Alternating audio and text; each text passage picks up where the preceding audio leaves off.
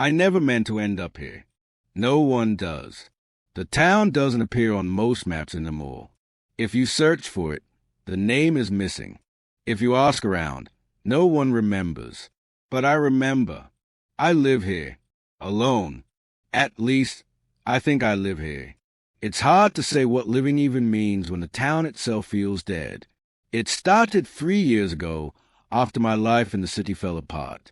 I thought I needed a fresh start. Somewhere quiet. Somewhere no one would bother me. The rental ad was simple. House for lease. Cheap. Quiet town. No neighbors. Perfect for solitude. It seemed perfect. The directions were vague. The road was long. I drove for hours until the trees grew too thick, the road too narrow, and the cell signal cut out completely. By the time I arrived, the sun had already fallen, and the little town stood in front of me, like a photograph faded by decades of dust. Every building was abandoned, or so it seemed. Storefront with broken glass. Street lamps that flickered with no power lines to feed them. A post office locked, but mail still stuffed inside, yellowed and brittle. The silence wasn't peaceful. It was suffocating. And yet, in the center of it all stood the house from the ad. Old, leaning, but somehow waiting for me. No landlord, no paperwork, no exchange of keys. The door was already unlocked. I stepped inside. And from that moment, the town never let me leave. At night, the air changes. The silence gives way to sounds I can't place. Footsteps in the alley outside. The scrape of something across my porch. Whispers slipping through the cracks in the walls. Sometimes I hear laughter, distant, faint, like children playing a block away. But when I walk out to look, the streets are empty. Always empty. The lights in the houses across the street flicker on and off at random. I know no one lives there. And yet, I see shapes in the windows. Tall, thin shapes, watching. Daytime isn't safer. The sun barely cuts through the fog that never lifts. Shops restock themselves. The shelves in the grocery store are full of cans and bread that never go stale. No clocks. No customers. Just a faint hum of refrigerators that have no source of power. The diner plays a radio that repeats the same weather report every single day. Today, cloudy with a chance of rain. High of 56. Low of 43. Please drive safely. No matter the day, no matter the season, always the same. I sit at a booth sometimes, coffee steaming in front of me. No waitress ever comes. But the cup never empties. It didn't take long to realize this place has rules. Rules no one tells you, but you learn quick if you want to survive. Rule 1. Never stay outside after midnight. The streets don't belong to me after that hour. I've seen shadows crawling up walls like insects, moving in ways that aren't human. If they notice you, they follow. If they follow, they don't stop. Rule 2. Don't answer the phone. Every house is one. Old rotary phones that ring at odd hours. The first time, I answered. A voice, trembling, whispered my name. You're not supposed to be here. I hung up. The phone rang again, louder. Now, I never pick up. Rule 3. Don't look in the mirrors. The house came with several, but reflections don't match. They move slower, or sometimes faster. Sometimes they smile when I don't. I've covered every mirror with sheets, but still, at night, I hear glass creak, as if something on the other side wants to come through. Rule 4. Never trust the photographs. I find them scattered around town. On the sidewalks. Inside drawers. In the library. Faces of people I don't know. But sometimes, I swear, the faces look familiar. Sometimes, I swear, I see myself in the background. And each time I find a new one, it's older, as if someone has been documenting me here, trapped, for years longer than I've lived. Rule 5. Don't try to leave.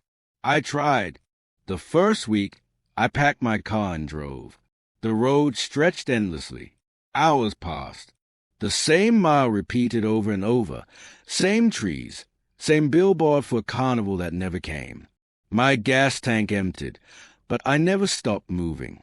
Eventually, I turned back, and the moment I re-entered town, the gauge was full again, as if the car itself wanted me to stay. There are other rules, ones I pieced together from trial, error, and fear. Don't open the church doors. They knock back.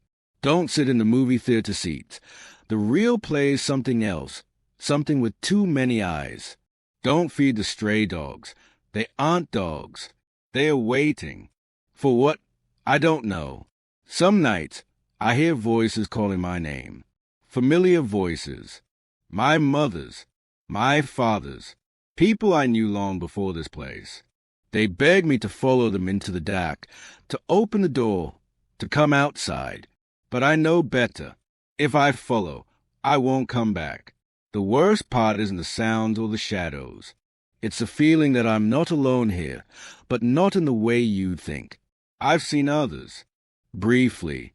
Men and women wandering the streets, pale, confused, muttering to themselves. They vanish when I blink, as if they were never there. Sometimes, though, they don't vanish. Sometimes they stand in the fog, staring at me, not asking for help, not speaking at all, just staring until I look away. I don't know if they're like me, trapped, or they're something else entirely. I've stopped trying to figure it out, because every time I ask questions, the town answers in ways I don't want. I found a journal once, tucked inside the drawer of my nightstand. It wasn't mine. The handwriting was shaky, frantic. The entries described everything I was going through, the phone calls, the mirrors, the endless road. But the final page stopped me cold. It said, "The town doesn't want you to know. The town doesn't let you leave. But worst of all, the town remembers you. It remembers what you did." I don't know what that means. I've done nothing. At least, I think I've done nothing. But when I dream, I see things I can't explain. Flames, screams, faces twisted in terror. And in every dream, I'm standing there, watching it happen, watching them burn. When I wake, my hands smell like smoke. I've stopped sleeping much. The nights are too loud. The days are too long. I keep wondering if I'll die here, or if dying is even possible. Sometimes, when the fog clears just enough, I see the edge of town. Beyond it, nothing but blackness. Not night, not sky, just a void, endless and waiting. And sometimes I think, maybe that's better. Maybe stepping into it is the only way out. But the town always pulls me back. Always. I tell myself I'm alone, that this place is abandoned, that I'm the last man alive here. But then the lights in the windows flicker, and I see them, tall, thin figures, watching, waiting. They never move closer. Not yet, but I know one day they will.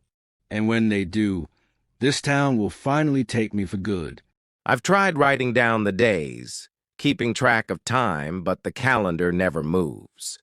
I tear off a page and the next morning it's back, the same date staring at me again. It makes me wonder if time here isn't real at all, if I've been here for days or decades. The townsfolk in the photographs never age. Their eyes follow me no matter where I stand, as though they're alive within the paper. That's the part that terrifies me most.